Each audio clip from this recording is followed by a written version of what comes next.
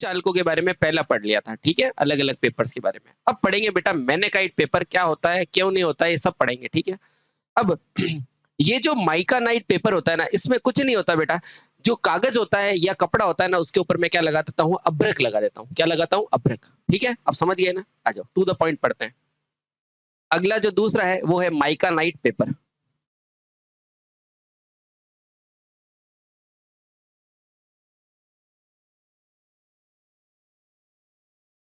माइकानाइट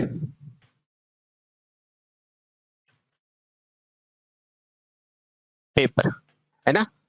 आराम से देखना बेटा, सारी चीजें आपको समझ में आ जाएगी। माइकानाइट पेपर है क्या, ठीक है। माइका से समझ में आ रहा है? माइका समझ में आ रहा है? माइका हिंदी में क्या बोलते हैं, अभ्रक, है ना। तो लिखना, यह कागज या कपड़े पर माइका की परत चढ़ाकर तैयार किया जाता है। यह कागज तथा कपड़े पर माइका की यानी कि अभ्रक की परत चढ़ाकर तैयार किया जाता है।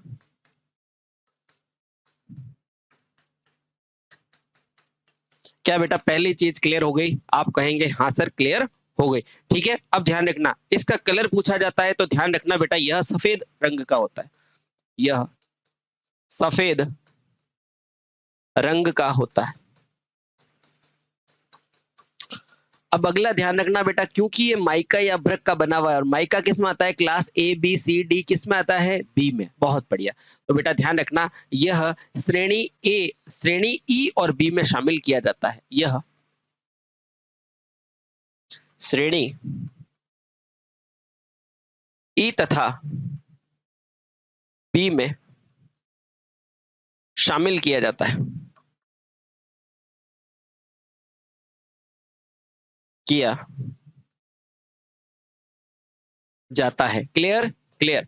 अब ध्यान ध्यान रखना बेटा, क्योंकि इसमें माइका है ना, तो बेटा ये नमी से भी सुरक्षा देगा, अग्नि से भी सुरक्षा देगा। और आपको पता है बेटा, जब मैं होम अप्लायंस पढ़ाऊंगा ना, तब आपको बताऊंगा ये माइकानाइट जो होता है ना, वहां पर भी काम में लिया जाता है, इसलिए अग्निरोधी के रूप में। ठीक है, तो लिखना, इसका प्रयोग नमीरोधी और अग्निरोधी के रूप में होता है। इसका प्रयोग नमीरोधी तथा अग्निरोधी यानी कि अग्नि को रोकने वाला, अग्निरोधी के रूप में होता है। क्या बेटा ये चीज समझ पा रहे हैं? बिल्कुल समझ पा रहे हैं। अगला बेटा क्या पढ़ेंगे, इंसुलेटिंग क्लोथ के बारे में। अब आप सब जानते हैं इंसुलेटिंग यानी कि कुचालक की कोर या परत। तो अगला क्या है, इंसुलेटिंग परत। Insulating, insulating cloth. बहुत आसान है बेटा, बहुत आसान है। ठीक है, पढ़ते हैं इंसुलेटिंग क्लोथ क्या होती है। ठीक है, हाँ। तो ध्यान रखना बेटा, क्योंकि यह क्या है बेटा, इंसुलेटिंग क्लोथ है, इसलिए कागज की तुलना में ज्यादा क्या होता है, लचीला होता है। तो लिखना, यह प्राय कागज की तुलना में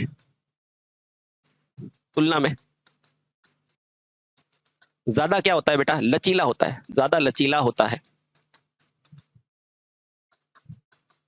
क्या चीज क्लियर है? बिल्कुल क्लियर है, कागज की तुलना में लचीला होता है, इसीलिए बेटा वाइंडिंग के कॉइल के ऊपर इसका प्रयोग होता है। इसके लचीले होने के कारण, इसके लचीले होने के कारण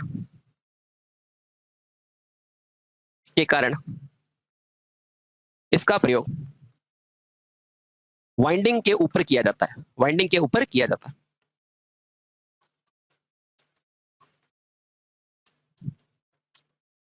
अब ध्यान रखना बेटा, आपने नाम सुना होगा, ये भी क्या होता है, दो प्रकार का होता है, एम्पायर क्लोथ और फाइबर ग्लास क्लोथ, है ना। तो ध्यान रखना बेटा, यह दो प्रकार का होता है, यह दो प्रकार का होता है। आप कहेंगे कौन सा, तो मैं कहता हूं बेटा, पहला होगा आपका एम्पायर क्लोथ। एम्पायर क्लोथ नाम सुना है ना, बिल्कुल सुना है। और दूसरा बेटा कौन सा होगा, फाइबर की ग्लास का क्लोथ। क्या बोलेंगे उसे, fibre glass glass cloth, fibre glass cloth. एक एक करके देखते हैं बेटा, इसमें भी इंपॉर्टेंट इंपॉर्टेंट चीजें आपको क्या ध्यान में रखनी है। ठीक है, चलिए, एक क्या है एम्पायर क्लोथ, एक क्या है फाइबर ग्लास क्लोथ। ठीक है, चलिए चलिए, अब देखते हैं अपन एम्पायर क्लोथ के बारे में कि एम्पायर क्लोथ क्या होती है। ठीक है, आराम से देखो।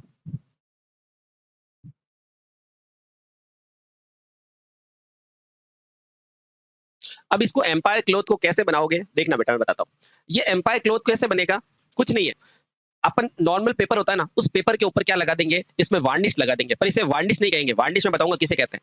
इसमें अपन क्या करते हैं, ओनली आप अचालक के ऊपर किसकी परत लगा रहे होंगे, वार्निश की, है ना। तो क्या याद करोगे, इसमें कपड़े पर वार्निश, इंसुलेटिंग मटेरियल वार्निश की परत चढ़ाकर तैयार किया जाता है। इसमें कपड़े पर, या ऐसे लिखो बेटा, इसे कपड़े पर इंसुलेटिंग परत, इंसुलेटिंग पदार्थ वार्निश लगाकर तथा वार्निश लगाने के बाद, वार्निश लगाने के बाद इसे सुखाकर तैयार किया जाता है, इसे सुखाकर तैयार करते हैं। क्या बेटा ये चीज क्लियर है, आप कहेंगे हाँ सर क्लियर है, ठीक है। इतना ध्यान रखना कि कुछ नहीं है, कपड़े के ऊपर वार्निश लगा के बेटा इस प्रकार के पदार्थ को तैयार किया जाता है। और ध्यान रखना बेटा, और क्या पूछेगा, इसका कलर कैसा होता है, तो ध्यान रखना बेटा, इसका कलर कैसा होता है, पीला तथा काला। और ये किस पर निर्भर करेगा, वार्निश पर। तो लिखना, वार्निश के रंग के आधार पर, रंग के आधार पर इसका रंग कैसा हो सकता है साथियों, पीला या काला हो सकता है, पीला या काला हो सकता है। किस पर निर्भर कर रहा है, वार्निश पर हो सकता है। और अंत में बेटा आपको सबको पता है बेटा क्या पूछेगा, ये किस श्रेणी का है, बताओ इसके अंदर अभ्रक है क्या, नहीं, इसलिए बेटा किसका है, क्लास ए प्रकार का। तो लिखना, इसे श्रेणी ए में शामिल किया जाता है, श्रेणी ए में शामिल करते हैं। अगर बेटा एम्पायर क्लॉथ के बारे में ये चीजें आपको पता है तो आपके मार्क्स आपके हाथ में, ठीक है, बहुत बढ़िया। क्या ध्यान में रहना चाहिए कि भैया इससे क्या करते हैं, इंसुलेटिंग पदार्थ शामिल करते हैं, ठीक है। ये कपड़े के ऊपर इंसुलेटिंग पदार्थ लगाकर उसे सुखाकर तैयार किया जाता है, इसका रंग पीला और काला होता है, किस पर निर्भर करता है, वार्निश पे ये क्वेश्चन पूछा जाता है, ठीक है, बहुत बढ़िया। अब दूसरा है बेटा fibre glass cloth, fibre glass cloth क्या होता है अभी बताता हूं। ध्यान रखना बेटा, वार्निश इसमें भी प्रयोग करते हैं और इसमें भी प्रयोग करते हैं, लेकिन वार्निश कहते हैं बेटा इसको है, ठीक है, हाँ ये ध्यान रखना, अभी मैं लिखाऊंगा। तो पहला पॉइंट लिखना बेटा, इसकी डाइइलेक्ट्रिक स्ट्रेंथ बहुत ज्यादा होती है, इसके में अधिक ताप सहन करने की क्षमता भी होती है। तो लिखना, ग्लास के प्रयोग के कारण, ग्लास के प्रयोग के कारण इसमें उच्च डाइइलेक्ट्रिक स्ट्रेंथ के साथ, क्योंकि ग्लास का डाइइलेक्ट्रिक स्ट्रेंथ बेटा बहुत ज्यादा होता है, उच्च डाइइलेक्ट्रिक क्षमता के साथ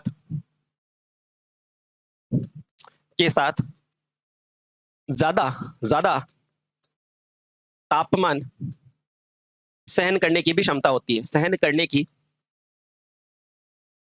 भी क्षमता होती है। किसके कारण बेटा, तो ध्यान रखना बेटा, इस ग्लास के प्रयोग के कारण इसमें ज्यादा ताप सहन करने की क्षमता होती है। और ध्यान रखना बेटा, इसका नाम क्या है, वार्निश। तो यहां से ये पॉइंट ध्यान रखना, इसे वार्निश भी कहते हैं। अगर आप कहीं काम करने जाओगे और आपको बोलेगा ना वार्निश लेके आओ, तो इसको लेके आना है, तो इसे वार्निश भी कहा जाता है, भी कहा जाता है। क्या बेटा इतनी चीज समझ में आई, आप कहेंगे हाँ सर बिल्कुल समझ में आई। अगला पूछेगा बेटा, इसका रंग कैसा होता है, तो इसका रंग होता है बेटा पीला या सुनहरा कलर होता है, ठीक है, इसका रंग पीला या सुनहरा होता है। क्या इतनी चीज याद रह जाएगी, हाँ सर बिल्कुल रह जाएगी, ठीक है। अब यदि बेटा इसमें वार्निश का प्रयोग आप नहीं करते हो तो इसका रंग कैसा रह जाएगा, सफेद, ठीक है। यहां नोट डाल के लिखो, यदि इसमें वार्निश नहीं होता, वार्निश नहीं होगा होगा तो इसका रंग कैसा होगा, इसका रंग सफेद होता है, सफेद होता है। और अंत में बेटा एक चीज ध्यान रखना, वो क्या है कि सर ये किस श्रेणी में आता है, तो ध्यान रखना बेटा ये किस श्रेणी में आएगा, तो ध्यान रखना यह ई या 20 प्रकार की श्रेणी में शामिल होता है। तो यह कुचालक सर ज्यादातर ई और बी में शामिल किए जाते हैं, बिल्कुल बेटा, है ना। इसे कुचालक श्रेणी ई तथा बी में शामिल करते हैं। क्या बेटा इतनी चीज समझ में आ गई? आ गई। तो यहां से बेटा आपका क्वेश्चन बनता है, ध्यान में रखना, ठीक है, बहुत बढ़िया, ठीक है। इसके बाद अगले प्रकार का इंसुलेटिंग पदार्थ आता है, जिसे क्या कहते हैं बेटा, वो टेप के फॉर्म में आता है। कभी कभी आप देखते हो बेटा वाइंडिंग करते समय हम एक टेप लगाते हैं, उस टेप को क्या कहते हैं? Insulating tape. क्या कहते हैं? Insulating tape. चलिए अब बेटा कुछ टैप को बताना है, जिसमें आपको अचालक का प्रकार ध्यान में रखना है, वो मैं आपको बताता हूँ, ठीक है। तो अब आप पढ़ेंगे, क्या पढ़ेंगे बेटा? Insulating tap. यहां से बेटा एक बॉक्स बना लो, और बहुत प्यारा सा एक टॉपिक है, वो आपको समझना है थोड़ा सा।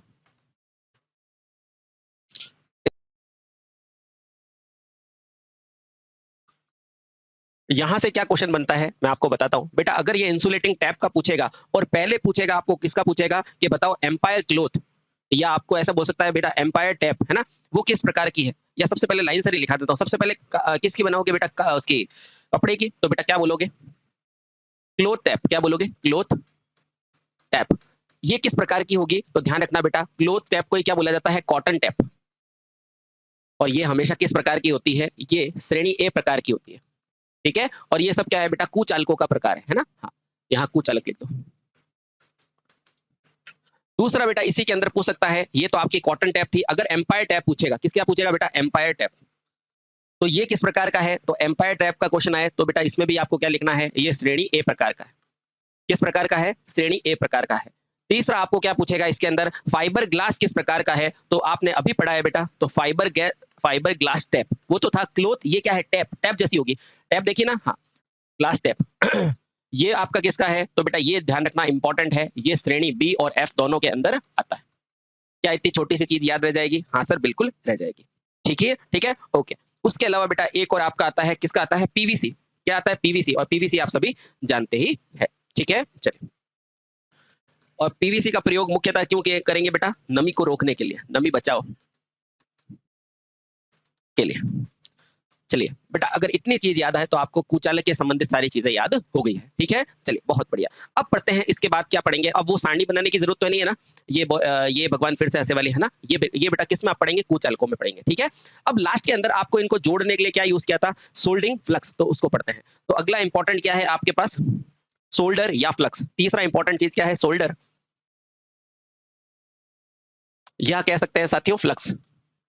आराम से पढ़ना बेटा, ये आपका बिल्कुल अलग से टॉपिक भी आएगा, लेकिन यहाँ थोड़ा सा मैं आपको बता देता हूँ सोल्डिंग फ्लक्स होती क्या है। तो बोलना बेटा, वाइंडिंग कॉइल को जोड़ने के लिए बेटा क्या होता है, ताकि उसकी चालकता बनी रहे, तो इसके लिए हम क्या करते हैं बेटा? सोल्डिंग करते हैं। तो पहले लिखो बेटा सोल्डिंग का उद्देश्य।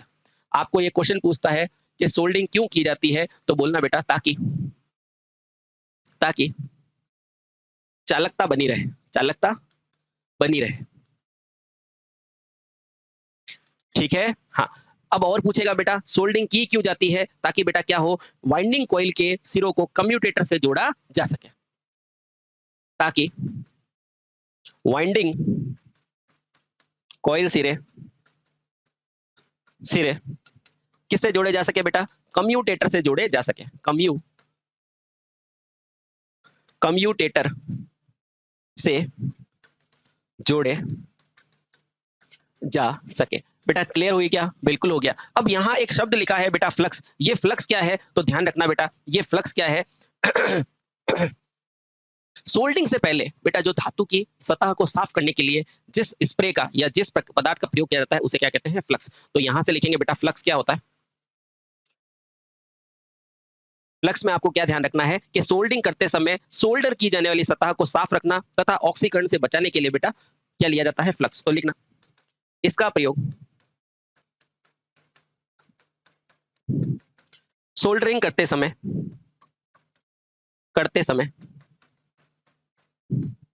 भैया धातु की अगर परत साफ नहीं है तो बेटा दूसरा मटेरियल भी वेल्ड हो सकता है ना, है ना, इसलिए सोल्डिंग करते समय धातु परत को साफ करने तथा धातु को ऑक्सीकृत होने से बचाने के लिए किया जाता है, ऑक्सीकृत होने से बचाव के लिए होता है। क्या बेटा इतनी छोटी सी चीज याद रह जाएगी? यानी कि सोल्डिंग करने से पहले धातु को साफ करना हो तो बेटा फ्लक्स का प्रयोग होगा, और धातु को ऑक्सीकृत होने से बचाना है तो भी फ्लक्स का प्रयोग होता है। समझ में आया? बिल्कुल आया। ठीक है, अब ध्यान रखना बेटा, एक छोटी सी लई होती है इसके अंदर, उस लई को क्या बोलते हैं बेटा? रेजिन बोलते हैं। क्या बोलते हैं? रेजिन। तो लिखना यह फ्लक्स लई रेजिन पदार्थ से बनी होती है। तो लिखना यह सोल्डरिंग फ्लक्स फ्लक्स किससे बनी होती है बेटा? तो बोलना रेजिन। क्या नाम लिया मैंने? रेजिन। रेजिन प्रकार की क्या होती है बेटा? से बनी हुई लेई होती है, प्रकार से बनी लेई होती है। बेटा लेई को क्या कहते हैं? लुगदी। और रेजिन क्या होता है? पदार्थ है ना, लुगदी से बनी होती है। ठीक है, हाँ। अब यही बेटा सोल्डर तार में भरी जाती है, और यही सोल्डर तार में भरी जाती है और इससे सोल्डरिंग होती है, और यही लुगदी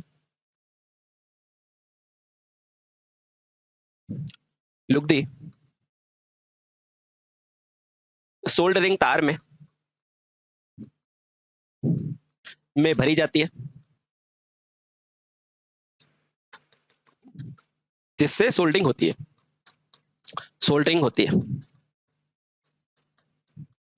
अब यहां से बेटा एक बहुत प्यारा क्वेश्चन आता है, आपको पूछेगा एक कार्ड होता है सोल्डरिंग करते समय, उसको क्या कहते हैं? तो ध्यान रखना बेटा, रेजिन कार्ड सोल्डर भी इसे कहा जाता है। ये जो बेटा ये जो सोल्डरिंग तार होगा ना, जिसके अंदर ये लुगदी भरोगे, वो एक कार्ड के फॉर्म में होती है, उसे क्या कहा जाता है? Resin card folder. तो लिखना इसे रेजिन कार्ड फोल्डर टेक्निक भी कहते हैं, कार्ड फोल्डर भी कहते हैं, फोल्डर भी कहते हैं। अभी बेटा इतना ही ध्यान रखो, क्योंकि बाद में सोल्डरिंग का चैप्टर आएगा, उसमें अपन डिटेल से सारी चीजें पढ़ेंगे। ठीक है, हाँ। अब सोल्डरिंग का मुख्य उद्देश्य आप सभी जानते हैं बेटा, क्या होता है? जोड़ना। अच्छा, यहां से दो चीजें और ध्यान रख लो लगे हाथ। क्या ध्यान में रखना है सर? एक तो सोल्डरिंग का काम क्या है बेटा? जोड़ना। कार्य पहला रखना बेटा, पहला क्या है? जोड़ना। किसको? चालकों को। किसको? चालकों को। अब चालकों में क्या होती है? चालकता। तो दूसरा काम क्या लिखोगे बेटा? चालकता बढ़ाना। बेटा तन्यता बढ़ाना इसका काम नहीं होता है ना, बढ़ाना। ठीक ठीक है। उसके अलावा ध्यान रखना बेटा, सोल्डरिंग का कार्य हो गया चालकता बढ़ाना और चालकों को जोड़ना। अब सोल्डरिंग के रूप में अपन क्या लेते हैं बेटा? तो सामान्यतः हम क्या लेते हैं? तांबा और टिन। क्या लेते हो बेटा? सामान्यतः क्या लेते हो? तांबा और टिन, या आप कह सकते हो लेड और टिन, सॉरी। क्या लेते हैं? लेड और टिन, लेड टिन। अब ध्यान रखना बेटा, जितनी मात्रा टिन की ज्यादा होगी ना, उतना ही सोल्डरिंग क्या होती है? मुलायम, क्योंकि टिन एक क्या है? मुलायम धातु। ध्यान रखना बेटा, टिन क्या होती है? एक मुलायम धातु। अगर मैं एक मिश्रण में बेटा टिन की मात्रा को ज्यादा करोगे तो बेटा सोल्डरिंग कैसा बनेगा? मुलायम सोल्डर बनेगा। अगर बेटा ध्यान रखना यहीं पे, अगर टिन की मात्रा को आप कम करोगे तो बेटा कैसा बनेगा? कठोर सोल्डर। ध्यान रखना, बाकी सब हम पढ़ेंगे सोल्डरिंग वाले चैप्टर में, है ना। अभी सिर्फ इतना ध्यान रखो कि अगर अपने को मुलायम बनाना है तो बेटा सोल्ड टिन बढ़ाना पड़ेगा, हल्का बनाना है तो क्या करना? कठोर बनाना है तो टिन की मात्रा को कम रखना पड़ेगा। ठीक है, अच्छा। मुलायम किस में यूज आएगा? इलेक्ट्रॉनिक्स में, है ना, क्योंकि सारे इक्विपमेंट छोटे छोटे हैं। और कठोर किस में काम आएगा बेटा? इलेक्ट्रिकल में। इतना याद रखो अभी, ठीक है। सारी चीज एक जगह पढ़ोगे तो भूल जाओगे। ठीक है, हाँ। अब इसीलिए बेटा ये अनुपात दो प्रकार से दिया जाता है। कौन सा? या तो बेटा ये क्या होगा? 40:60, यानी कि अगर लेड 40 है तो टिन कितना हो जाएगा बेटा? 60। या फिर अपना क्या होता है? 60:40। अगर 60 लेड है तो बेटा 40 क्या हो जाएगा? टिन। अभी मैंने बताया था अगर टिन की मात्रा ज्यादा है तो बेटा इसी सोल्डर को क्या बोलेंगे? मुलायम सोल्डर। अब जैसी जरूरत होगी वैसा हम कर लेंगे। बेटा टिन की मात्रा कम है तो बेटा यही क्या बनेगा? कठोर सोल्डर। ठीक है, बाकी आप सारी चीजें जानते ही हैं। ठीक है, तो इस तरह बेटा हमने क्या समझा? इस तरह हमने फाइनली चालकों के अंदर समझ लिया, कि हम कैसे चीजों को समझते हैं। ठीक है, उम्मीद करते हैं बेटा ये चीज आपको समझ में आ गई होगी। थैंक यू सो मच, फिर मिलते हैं अगले वीडियो में। बाय।